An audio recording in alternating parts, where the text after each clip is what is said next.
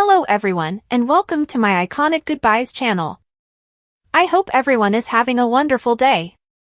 Before we begin, please hit the subscribe button and give this video a thumbs up. YNR spoilers, the ultimate whodunit, was this villain the one who kidnapped Phyllis and Sharon? The Young and the Restless spoilers and updates show what may be the ultimate whodunit, as well as the possible reappearance of a long-lost villain. This nasty villainess appears to meet all of the criteria for the as-yet unidentified criminal who imprisoned Sharon Newman and Phyllis Summers. The simple answer is Ian Ward, or possibly a not-so-dead Jordan, or both viewers will recall Ray Wise's recent exit as Ian Ward from the show's canvas, with a startling revival in the back of an ambulance. Jordan, his paramour, appeared to be dead, although she was never shown in the morgue. Soap fans all know what it could signify, but these hints could be red herrings. Instead, another YNR villainess who hasn't been seen in years may have kidnapped Sharon and Phyllis, and she was last seen in a mental hospital. She's also related to the late Heather Stevens and may seek a twisted retribution. Straight out psycho and sick in the head, this sounds like Patty Williams. Sharon and Phyllis have found themselves in a hazardous predicament. Both rivals have been kidnapped and must now band together to survive. As they attempt to break free, spectators speculate on the genius behind their capture. The simultaneous kidnapping of Sharon and Phyllis raises questions and sparks speculation. It looks that their kidnapper has a vengeance against them. If it isn't Jordan and Ian, then who? The writers of YNR are known for their surprising twists, and this subplot promises to provide some shocking revelations. The most stunning development could be the unexpected return of Patty Williams as the person holding Sharon and Phyllis captive. Could it be Patty, avenging her brother's pain and her niece's death? Patty had prior experience with both women. She and Sharon were both Fairview patients.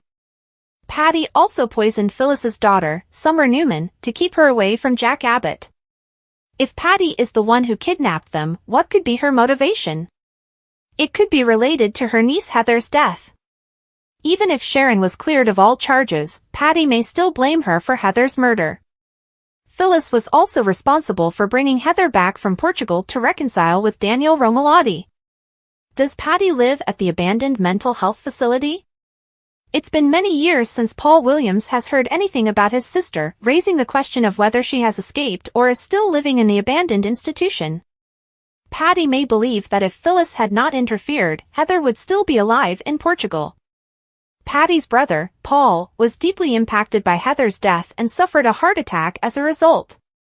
Patty's acts against Sharon and Phyllis could be an act of vengeance for Paul's suffering. Is Patty responsible for the recent kidnappings, or is there another twist in this gripping storyline? The Young and the Restless spoilers for Monday, March 10th, Phyllis becomes sick, Holden and Claire flirt, and Summer ruins Claire's date. The Young and the Restless spoilers for Monday, March 10th indicate that envious Summer Newman attempts to end Kyle Abbott's relationship with Claire Newman. As a result, secretive and single Holden Novak seizes the chance to flirt with Claire. Summer is the only one who refuses to admit the truth. She is still fixated with Kyle. After listening in on his phone conversation with Claire, Summer takes action. Summer refuses to admit the truth about Kyle. Perhaps if Summer were honest, she would stake her public claim on Kyle and engage in an honest battle with Claire over the hottie. But she isn't, so she turns to gaming. Will Summer interfere and prevent Diane Jenkins Abbott and Jack Abbott from babysitting Harrison Abbott, so ruining Claire's date? Don't put it past her. Claire is all alone at the bar despite the interference. Claire ends herself at the GCAC bar alone, ordering a martini and talking to herself. Holden enters unexpectedly and interrupts her talking for a moment. Wasn't Holden supposed to be on a flight back to Los Angeles? Oh well, I might as well spend some time with a pretty female in the meanwhile. Tell us what you think, YNR fans. Do you ship Claire and Holden, or does this potential combination spell disaster? Will Kyle and Summer react strongly when they see the two singletons smiling and enjoying themselves? Definitely, maybe.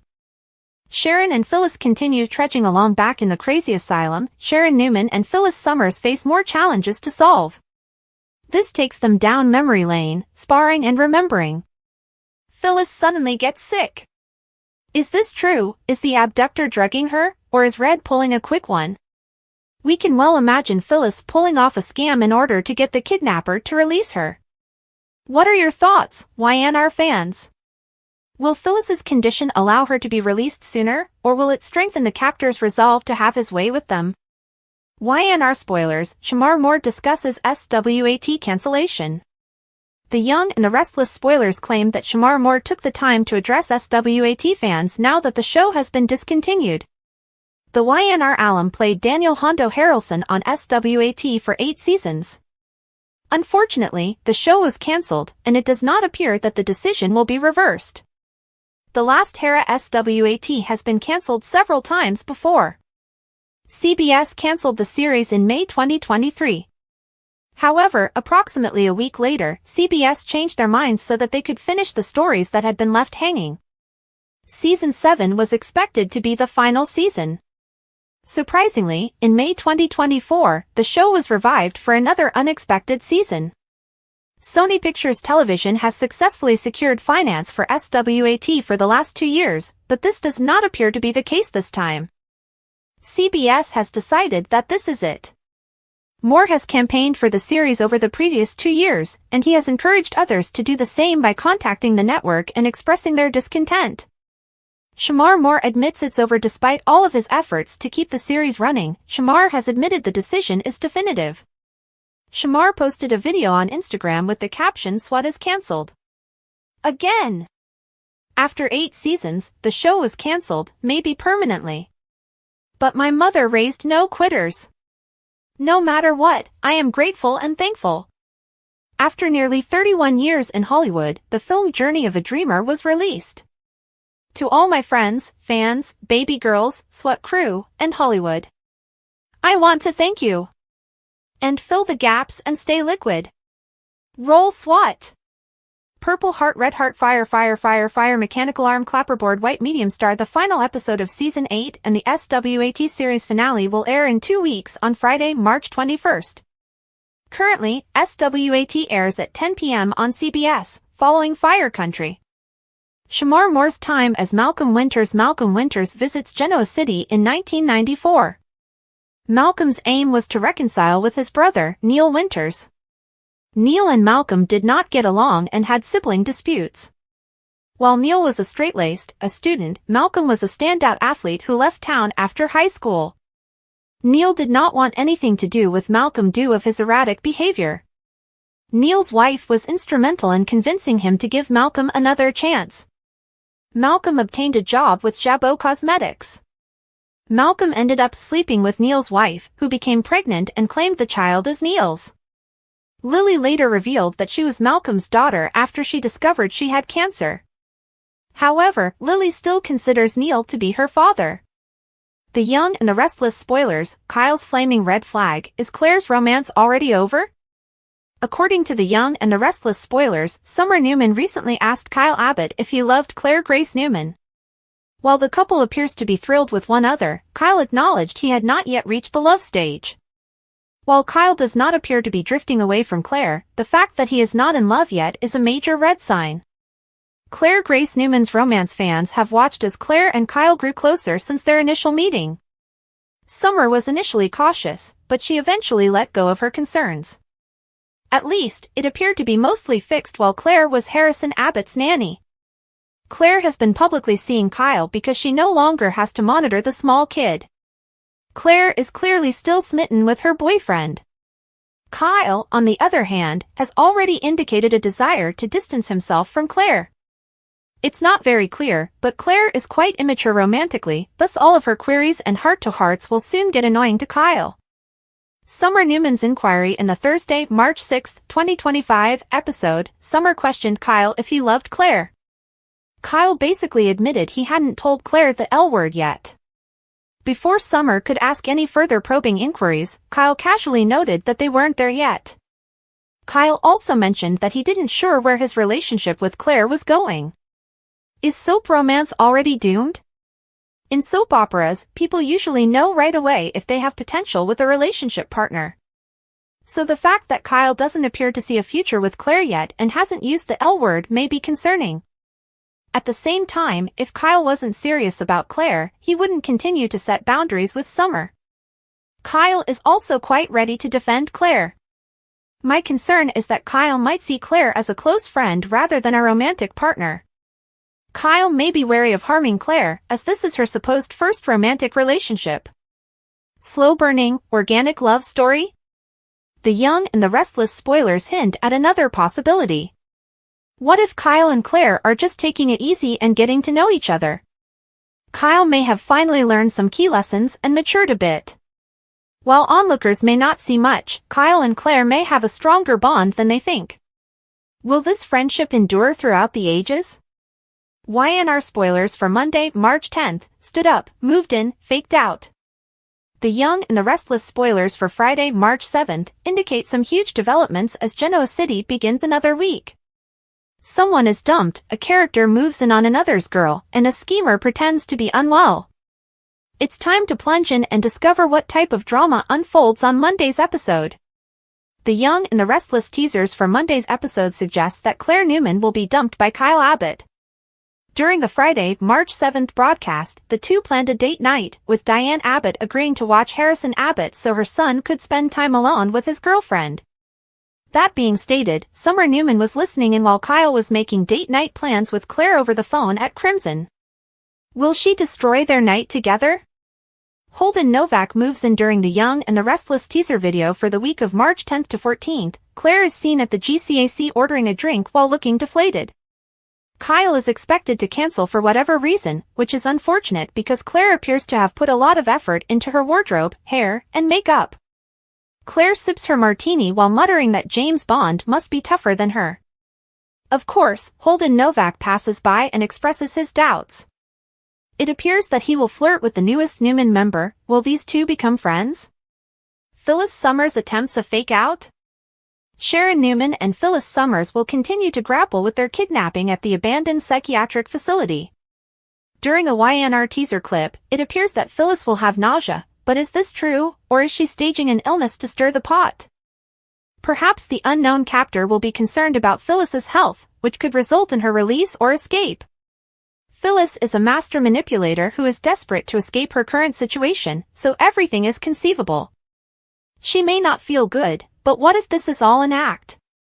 Then again, there's still the possibility that the captor tried to drug both Phyllis and Sharon, which may cause an upset stomach, so only time will tell. Young and Restless just let its hottest plot go cold, and what it can learn from beyond the gates. With Candace Young on vacation this week, I'm filling in to write the Young and Restless column. I haven't watched a full week of episodes in a while due to uninteresting plots. This week, however, a story accomplished precisely that, only to eventually, like the characters around which it revolves, disappear utterly. Riddle me this. To say that this show isn't very action-packed would be an understatement. For a long time, it has been highly invested in business tales, presumably believing that we are far more interested in who runs which corporation than we are. But the kidnapping of Phyllis and Sharon surely piqued my interest. It features two vibrant personalities and a mysterious figure who is exploiting their past against them. I am all in. The women were handed a new mystery to answer on Tuesday, but then disappeared for the rest of the week, which surprised me. How come something about this article was not the Friday cliffhanger? Make it make sense, folks. Meet the Bicker Sons. Much of this week was spent on minor squabbles between people who have been feuding for years. Some cases span decades. Billy and Adam spat over their competing communications firms because, once again, someone on this show believes we're really invested in who wins the battle of the bigwigs. Then there were Jack and Victor, fighting the same way they had for years, dragging the long-dead ghost of Jack's father into the ring. But, hey, fighting Jack offers Victor something to do besides, checks notes, interfering with his granddaughter's lives. Both of these actions are clearly within the mogul's character makeup, but they all have a been there, done that vibe. Here's hope we're getting a new threat, as evidenced by the constant mention of Aristotle Dumas. It may be entertaining to watch all of the local power players, including Jack and Victor, band together against a common foe. Show 'em how it's done. I'd like the Young and Restless team to check out Beyond the Gates, the literal new kid on the block. During its first 2 weeks, that show has become a must-see in my household, and it has a lot to teach the rest of the CBS daytime roster. Like, what? To begin with, consider the tempo. For openers, in the last 2 weeks in Fairmont Crest, there has been a wedding, an attempted murder, and a threesome, all while Genoa City residents have grumbled about their businesses. And, while the bulk of Gate's characters are wealthy, their conversations do not revolve around minor matters such as who will be the new CEO. The program also features a swarm of have-nots with whom everyone in the audience may empathize. I could continue, but you get the point. Young and Restless was the first soap I fell obsessed to many years ago. For context, a supposedly dead Catherine was haunting Suzanne, strolling the corridors in a diaphanous gown singing "I'm gonna live till I die." #IFKYK, I've been a fan for longer than Jack and Victor have been feuding, so I know what this show can be when it's on point. That's the show I'd love to get back into. Given Beyond the Gates' impressive ratings performance, it's time for someone at CBS to figure out what is, and isn't, working on its other operas. If they require assistance in that area, please contact me. I will gladly offer my assistance. Random thoughts. Why did Kyle and Summer leave the GCAC, where they were both picking up meals, and then proceed to Crimson Lights, despite indicating they were going to the office? And, if Nikki was having lunch with Claire and a business friend, why were the ladies sitting at a table plainly intended for two? I don't know how I feel about Amy's new doctor. Damien was introduced on the basis that she was dying. I've been anticipating that her death would cause tension between him and Nate, so her receiving a miracle cure, which appears to be the route we're going, would be another example of this program saying, no, that would be too much drama. Let us back away swiftly. Why I am concerned about the Abbott mansion's extensive makeover. We all remember the Chancellor estate disaster from a few years ago. Also, I'd like to suggest that the program stop spending money on new sets at the Newman Ranch, Billy's Pad, and now this, and instead focus on what's happening within them. Remember that when Hamlet set out to capture the king's conscience, he used the play, not the environment. Thanks for watching. If you like this video, so please don't forget to subscribe my channel and don't miss any update.